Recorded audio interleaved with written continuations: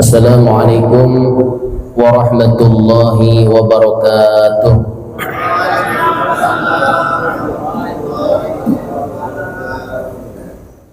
Alhamdulillah, wassalatu wassalamu ala rasulillah sallallahu alaihi wasallama wa ala alihi wa sahbihi wa mawalah.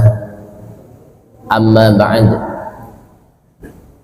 Rabbi syrah li sadri wa yassir li amri wahlul 'uqdatam min lisani yafqahu qawli. Qala Allah ta'ala, a'udzu billahi minasy syaithanir rajim. Bismillahirrahmanirrahim.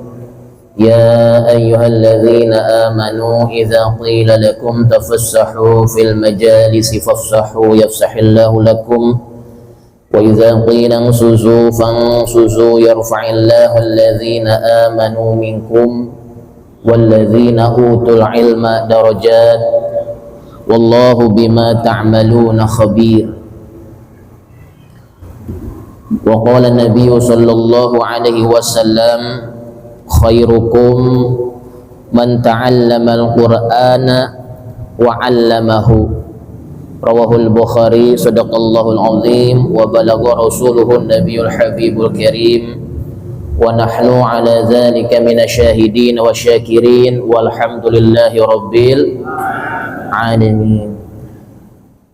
Jamaah Masjid Jami'atul Qura, wabil khusus Ketua DKM Bapak Yasrul Alam Jayadi, para imam, Bapak Ustadz Mukhtar, Bapak Ustadz Iban Solehuddin, segenap pengurus masjid lainnya, Bapak Haji Dr. Jamaat Mah selaku bendahara masjid, kemudian Bapak Haji Mugenih, Bapak Haji Amang, Bapak Agung, Bapak Haji Suparman, Bapak Ahmad Rifai, Bapak Haji Samba, Bapak Aris, semua yang hadir, hadani Allah wa iyyakum ajmain. Semoga Allah terus beri hidayah kepada kita semua. Kita awali pengajian kita kali ini dengan membaca suratul Fatihah. Semoga ilmu yang kita dapat merupakan ilmu yang manfaat dunia dan akhirat. Ala hadhihi niyyah wa kulli niyyatin shalihah wa il hadratin nabi sallallahu alaihi wasallam. Al-Fatihah. A'udzu billahi minasy syaithanir rajim. Bismillahirrahmanirrahim. Alhamdulillahi rabbil alamin arrahmanir rahim maliki yaumiddin. Iyyaka na'budu wa iyyaka nasta'in. Ihdinas siratal mustaqim. صراط الذين أنعمت عليهم غير المغضوب عليهم ولا الضالين آمين. Jamaah Masjid Jami'atul Qura yang dirahmati Allah, malam ini kita mengkaji surat dalam Al-Quran yang diturunkan di bulan ini, diturunkan di bulan haji atau bulan Dzulhijjah, yang merupakan surat terakhir yang diturunkan kepada Nabi Sallallahu Alaihi Wasallam. Jadi malam ini kita ngaji surat pendek aja, surah An-Nasr, surah Idza Jaa Nasrullahi wal Fath. Kita kaji, kita pahami kandungan ayat yang ada di dalamnya. A'udzu billahi minasy syaithanir rajim. A'udzu billahi minasy syaithanir rajim. Bismillahirrahmanirrahim.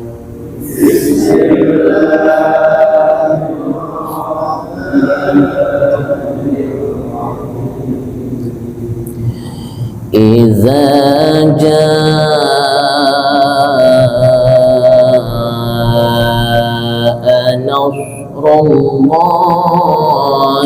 wal fath. Idza jaa nasrullahi wal fath wa ra'aitan nasa yadkhuluna fi dinillahi afwaja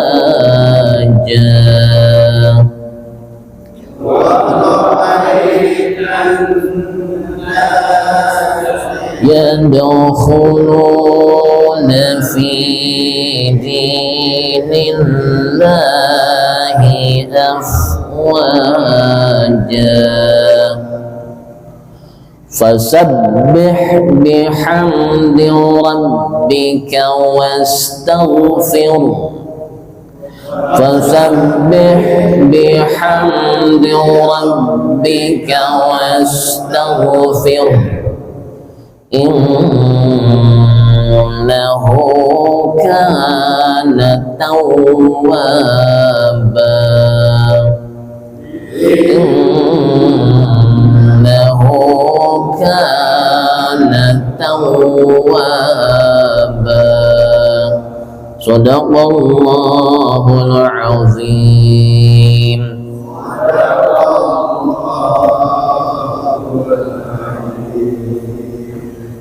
Iza mad asli. Mad asli ada 3. Alif sebelumnya fathah, yang kedua ya sebelumnya kasroh, yang ketiga wawu sebelumnya dhammah. Mad asli panjangnya 1 alif. 1 alif itu 2 harkat ya, 2 ketukan. Iza ya cukup. Kemudian jaa, ini mad wajib muttasil. Muttasil itu bersambung, artinya 1 kalimat. Nah, apabila ada mad asli kayak tadi itu, alif sebelumnya fathah, ya sebelumnya kasroh, waw sebelumnya dhammah, mad asli itu bertemu hamzah kayak di sini dalam 1 kalimat, maka berubah bukan mad asli lagi tapi mad wajib muttasil. Di mad wajib muttasil itu mad asli bertemu hamzah. Nah, hamzah di sini adalah 1 kalimat. Baca panjangnya 3 alif, 5 sampai 6 harakat ya. Nasrullah, lafaz Allah di sini tafkhim, tebal, mulut agak monyong, suara kedengaran seperti oh Allah, bukan Allah ya. Tafkhim Allah. Kenapa dibaca tebal? Karena sebelum lafaz Allah itu dhammah atau fathah, tapi kalau sebelum lafaz Allah kasroh, maka dibacanya tarakik, dibaca lah, bismillah, begitu. Wal fath, al-fath alif lam qamariyah ya, alif lamnya. Kemudian ketika kita baca, haknya harus nyangkut dikit.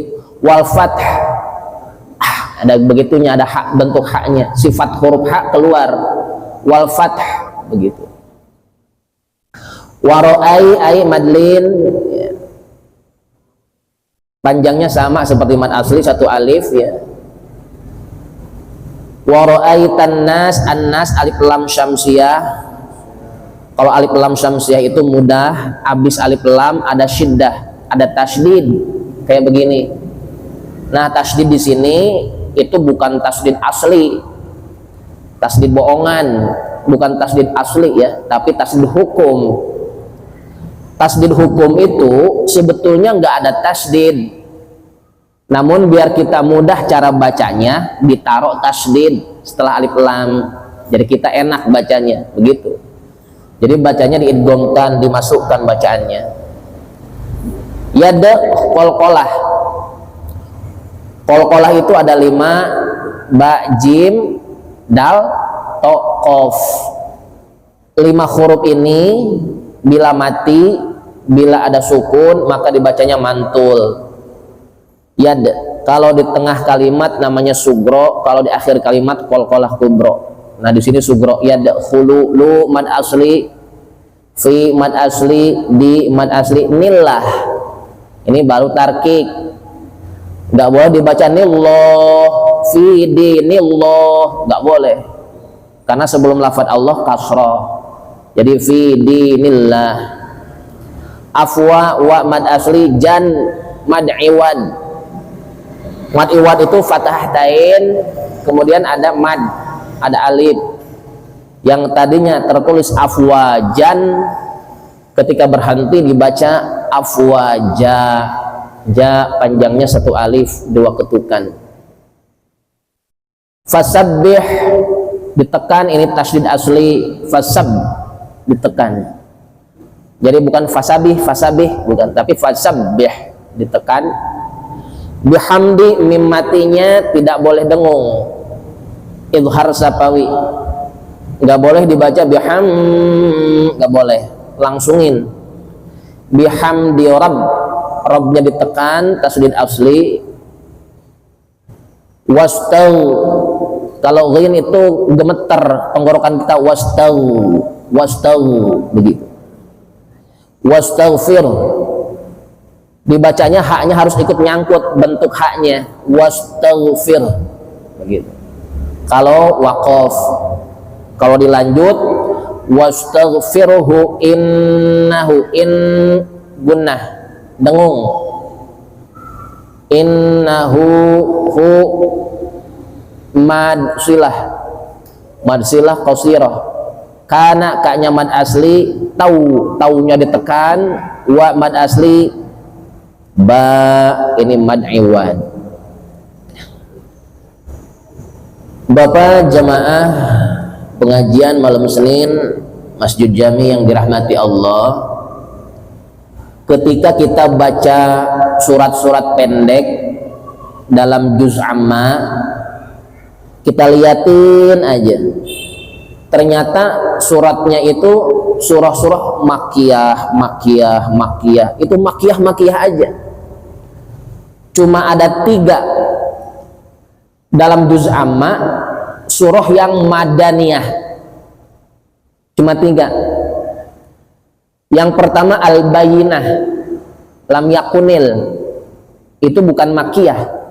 Yang kedua Al-Zalzalah, idza zulzilatil ardu zilzalah, itu bukan makiyah, itu madaniyah. Yang terakhir yang ada di juz amma yang madaniyah adalah An-Nasr ini. Yang lainnya semua makiyah. Nah ini adalah madaniyah. Apa bedanya makiyah dengan madaniyah? Kalau makiyah adalah surah-surah dalam Al-Quran, termasuk ayat-ayat dalam Al-Quran yang diturunkan kepada Nabi Muhammad Sallallahu Alaihi Wasallam sebelum hijrah ke Madinah. Nah, apabila Nabi belum hijrah ke Madinah, surah dan ayat yang turun pada Nabi disebut surah makiyah, begitu. Tapi setelah Nabi hijrah ke Madinah, wahyu yang turun kepada Nabi disebut madaniyah, bukan makiyah lagi, tapi madaniyah. Meskipun diturunkan di Mekah, Nabi sudah hijrah. Itu surah atau ayat atau wahyu diturunkan di Mekah tidak disebut surah makiyah. Kenapa? Nabi sudah hijrah. Kayak surah An-Nasr ini diturunkannya di Mekah saat ibadah haji wada, waktunya hari tasyrik. Hari tasyrik itu tanggal 11, 12, 13 habis lebaran haji diturunkan ayat ini. Meskipun diturunkan di Mekah enggak disebut makiyah karena Nabi sudah hijrah, begitu. Insya Allah paham Pak ya. Jadi kalau makiyah diturunkan kepada Nabi sebelum hijrah. Tapi kalau misalkan sudah hijrah, ayat-ayat itu enggak disebut makiyah lagi, tapi madaniyah. Dan surah ini dinamakan surah An-Nasr atau surah At-Taudi. Nama lain An-Nasr, At-Taudi. Sama seperti dalam Al-Quran ada surah At-Taubah. Nama lain surah At-Taubah apa? Al-Bara'ah, begitu. Nah, di sini nama lain dari surah An-Nasr adalah At-Taudi. At-Taudi ini surah perpisahan Nabi dengan umat untuk selamanya. Sebagaimana hadis Sahih Bukhari yang mana Sayyiduna Umar ketika beliau menjadi khalifah, beliau rapat dengan pembesar-pembesar Ahlul Badar. Ahlul Badar itu sahabat yang ikut perang Badar. Jadi nggak banyak sahabat yang ikut perang Badar. Saat itu jumlah kaum muslimin banyak, tapi yang ikut perang Badar nggak banyak. Maka ketika Khalifah Umar bin Khattab radhiyallahu an sedang rapat dengan Ahlul Badar, tiba-tiba oleh Umar itu diajak anak kecil. Anak kecil itu bernama Abdullah bin Abbas radhiyallahu anhuma. Ini sahabat yang kumpul bertanya, kami juga punya anak-anak kecil, tapi nggak kami bawa. Kenapa engkau, wahai Amirul Mukminin, bawa anak kecil ini? Kata Sayyiduna Umar, anak kecil ini bukan sembarang anak kecil. Dia paham tentang isi Quran. Karena Abdullah bin Abbas ini satu-satunya sahabat yang didoakan oleh Nabi, Allahumma faqihu fiddin wa alimhu fit ta'wil. Ya Allah, beri dia Abdullah bin Abbas pemahaman tentang agama dan tentang takwil, makna kandungan dalam Al-Quran. Kemudian Sayyidina Umar nanya nih sama orang-orang senior. Ahlul Badar itu sahabat-sahabat senior. Oleh Sayyidina Umar ditanya, apa maksud ayat dari idza jaa nasrullahi wal fath sampai akhir ayat. Ini sahabat senior semua ditanya. Ada yang menjawab, ayat ini perintah bertasbih, perintah tahmid, dan perintah istighfar, kata sahabat Ahlul Badar. Yang lainnya menjawab, ini ayat tentang kemenangan. Sayyidina Umar nggak puas dengan jawaban ini, nanya sama anak kecil, yaitu Abdullah bin Abbas. Apa jawaban Abdullah bin Abbas? Huwa ajlu Rasulullah sallallahu alaihi wasallam wa a'lamallahu lahu. Ayat itu adalah tentang ajalnya Rasulullah sallallahu alaihi wasallam wa a'lamallahu anhu, dan Allah memberitahukan kepada Nabi tentang akan dekatnya wafat Nabi sallallahu alaihi wasallam. Jadi kalau para nabi, Pak, ketika mau dicabut nyawanya oleh Allah, itu diberitahukan dulu melalui malaikat. Nabi Sulaiman mau dicabut nyawanya diberitahukan dulu. Nabi Ibrahim mau dicabut nyawanya diberitahukan dulu. Begitupun Rasulullah SAW ketika hendak dicabut nyawanya oleh Allah Subhanahu Wa Taala, diberitahukan dulu kepada Nabi. Pemberitahuan bahwa Nabi akan dipanggil oleh Allah, akan wafat, dengan adanya surah At-Taudi, surah An-Nasr ini. Idza jaa nasrullahi wal fathu. Makanya disebut surah perpisahan. Fadzaka alamatu ajalik, kata Allah. Fadzaka itulah alamatu ajalik, alamat atau tanda ajalmu wahai Muhammad. Maka jemaah yang dirahmati Allah, ayat ini dimulai dengan idza jaa nasrullahi wal fath. Apabila jaa fi'il maudhi artinya telah datang. Nasrullah, Nasrullah itu pertolongan Allah. agar umat Islam benar-benar mengimani apapun kemenangan hakikatnya Allah yang memberikan. Jangan sampai seperti di perang Hunain. Di perang Hunain pasukan muslim sangat banyak, pasukan kafir dikit. Tapi karena merasa diri, oh pasukan banyak, senjata lengkap, seakan-akan jumawa. Di perang Hunain keteter, hampir kalah di perang Hunain itu. Sehingga Nabi bersabda kepada kaum muslimin yang perang Hunain, pada pasukannya banyak tapi keteter, hampir dikalahkan oleh orang kafir. Kata Nabi, semua dari Allah Subhanahu wa taala, agar yakinkan dalam hati bahwa apapun ini dari Allah Subhanahu wa taala. Ya. Jangan sampai kayak kita misalkan, oh gara-gara gua kerja, gua punya rumah, punya ini, punya itu, gara-gara gua begini. Bukan, semua dari Allah Subhanahu wa taala, semua pertolongan Allah. Wal fathu, yang dimaksud wal fathu adalah fathul Mekah. Apa itu fathul Mekah? Penaklukan Mekah. Jadi fathul Mekah terjadi pada tahun 8 Hijriah.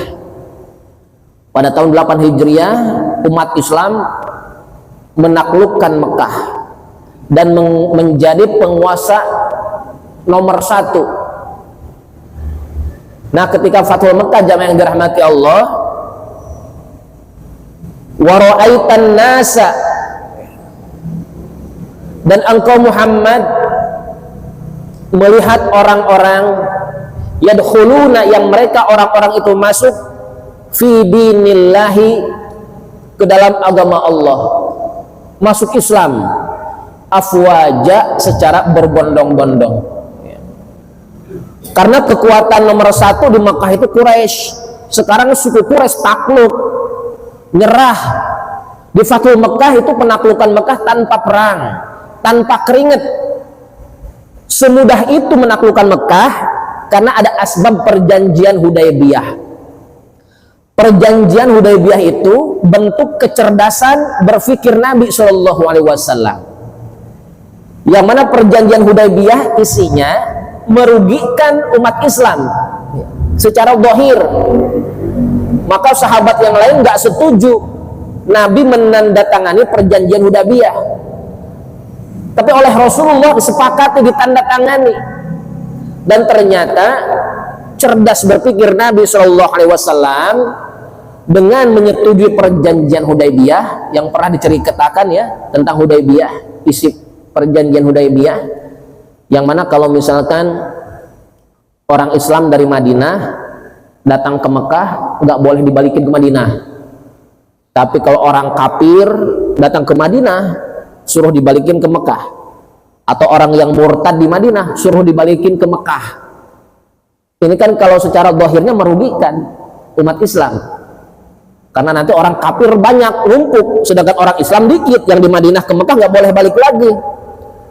Ternyata orang Islam yang di Madinah datang ke Mekah nggak balik lagi, mereka dakwah nyebarkan Islam.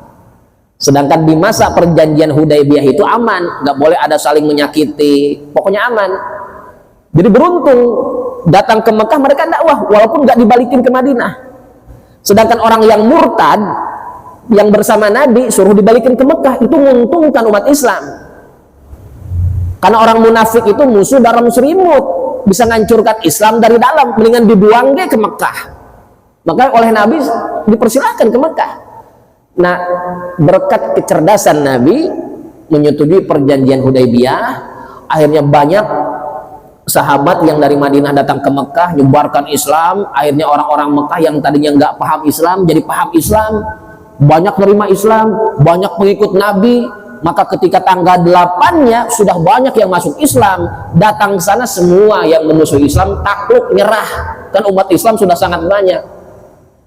Makanya ketika sudah menaklukkan Mekah, Nabi melihat orang-orang berbondong-bondong memasuki agama Islam, begitu. Sampai-sampai Nabi nggak sempat ibadah haji, meskipun itu sudah ditaklukkan Mekah tahun 8 Hijriah. belum bisa melaksanakan ibadah haji.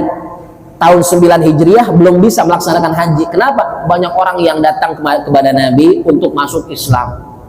Baru di tahun ke-10-nya baginda Nabi Shallallahu Alaihi Wasallam bisa menunaikan ibadah haji yang pertama sekaligus terakhir. Ingat, Nabi ibadah hajinya cuma sekali.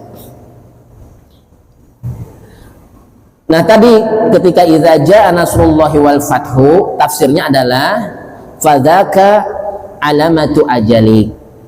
Yang demikian itu kata Allah sebagai tanda ajalmu wahai Muhammad. Nabi dikasih tahu dulu akan wafatnya beliau oleh Allah Subhanahu wa taala dengan diturunkannya surah Idza Jaa ini, surah An-Nasr. Kemudian fasabbih bihamdi rabbika wastaghfir. Fasabbih dan sucikan nama Rabbmu. Jangan seperti orang-orang Yahudi. Orang Yahudi itu mengatakan tangan Allah terbelenggu, Allah itu fakir. Kata Yahudi, kita berhasil nipu Allah. Disuruh jangan nyari ikan hari Sabtu, pinter dia. Orang Yahudi masang jaring hari Jumat. Jadi hari Sabtu dia gak ngambil, ntar hari Minggu diambil. Kata orang Yahudi, kita sudah nipu Allah. Terus kata orang Yahudi, Allah nyiptakan langit dan bumi 6 hari. Kata orang Yahudi, padahal hari ada 7. Berarti hari ke-7 Allah istirahat. Allah capek, kata orang Yahudi. Jadi mereka menghina Allah. Ya. Maka di sini fasabbih, fasabbih mensucikan Allah dari perkara-perkara yang mustahil bagi Allah Subhanahu Wa Taala. Fasabbih itu begitu, Pak. Ya.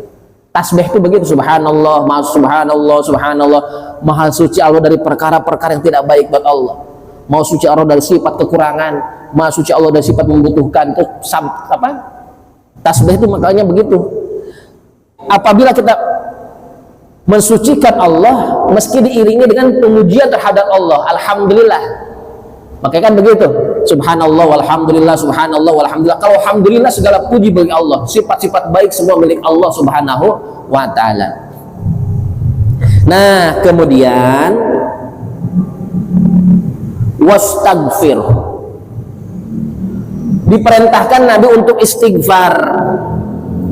Maksud istighfar itu adalah bahwa tugas Nabi sebagai Rasul sudah selesai. Karena di antara makna istighfar, kita wudhu nih Pak, bapak-bapak wudhu. Habis wudhu kita disunahkan doa. Ya. Apa doa wudhu? Allahumma ja'alni minat tawwabina waj'alni minal mutatahhirin waj'alni min ibadikas sholihin. Artinya Allahumma ja'alni minat tawwabina. Ya Allah, jadikan aku bagian orang-orang yang bertaubat. Mohon ampun taubat itu. Artinya kenapa kita mohon ampun habis wudhu? Tandanya wudhu telah selesai. Habis sholat kita istighfar 3 kali. Astaghfirullah alladzi la ilaha illa huwa wa atubu ilaih. Istighfar 3 kali. Maksud istighfar 3 kali habis sholat, tandanya sholat sudah selesai. Di dalam Al-Quran, orang-orang yang telah melaksanakan wukuf di Arafah disuruh oleh Allah agar istighfar. Artinya wukuf telah selesai. Puasa, siangnya puasa kita disuruh istighfar, mohon ampun kepada Allah. Allahumma innaka afuwun karim tuhibbul afwa fa'fu anni. Ini kan minta ampun sama Allah, minta istighfar sama Allah, ampunan, minta maaf. Artinya puasa sudah selesai. Majlis ta'lim, subhanakallahumma wihamdika asyhadu an la ilaha illa anta astaghfiruka wa atubu ilaik. Wa atubu ilaik, minta tobat sama Allah. Artinya majlis ta'lim sudah selesai. Makanya ketika Allah perintahkan Nabi wastaghfir, Nabi suruh istighfar, maksudnya dakwah Nabi sudah selesai. Maka surat ini ditamakan At-Taudi, ya, surah perpisahan. Innahu, sesungguhnya Allah, kana tawwaba, maha penerima tobat. Jadi jamaah yang dirahmati Allah, itulah tanda-tanda akan wafatnya baginda Nabi Shallallahu Alaihi Wasallam, ya, yang terjadi di bulan haji, di bulan Dzulhijjah ini. Mudah-mudahan, ya, dengan sedikit banyaknya sejarah ilmu yang kita dapat bermanfaat untuk kita semua. Amin ya Allah ya rabbal alamin. Wa akhiru da'wana alhamdulillahi rabbil alamin. Wassalamualaikum warahmatullahi wabarakatuh.